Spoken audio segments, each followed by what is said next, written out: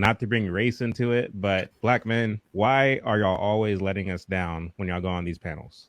Like, why? Serious question. I wanted to play what the black men had to say about what masculinity is versus what the cowboy hat wearing white man had to say about what masculinity is. Watch. I'm a black man from the hood. To me, being a man is knowing when to be soft. Point number one is a man who walks with God. Point number two is a man who stands on principle. Point number three, which is a masculine man, is someone who is willing to sacrifice for point four, the people that he leads. A true man is a leader. And number five, a masculine man is never a coward. That's a lot there. Yeah.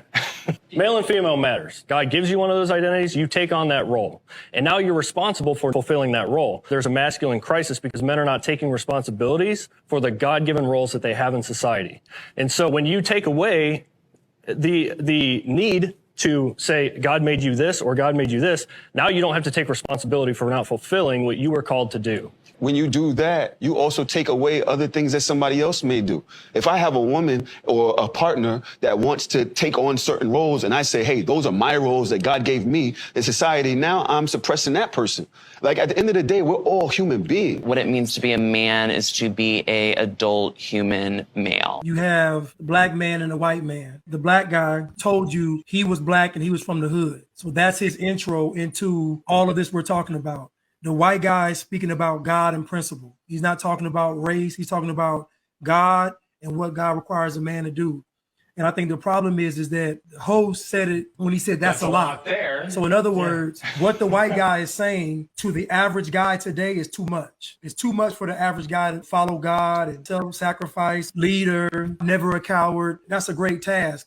If we go the black man's route, he can literally sit back and let the woman lead. If you look at black culture, the women run it. The women run politics, the culture, the church, teachers, mostly. Like everything in the black community is ran by women. It's interesting that we can put it into racial terms, that you find that the black guy behaves more like a woman. His thought process is more like a woman. He's lost his real identity. He's talking about there shouldn't be roles. You know, he's supposed to be the one that is setting the tone. He's supposed to be the one that is setting the standard for his home, for society, for his community.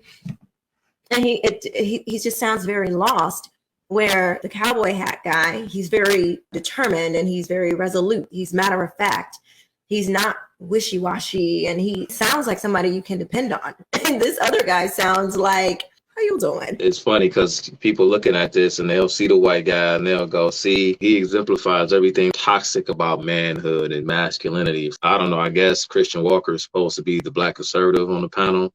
You make of that what you will. It just goes to show you how much blacks have bitten the forbidden fruit of Marxism. Feminism, such as it is today or such as it ever was, is just a mutation of Marxism.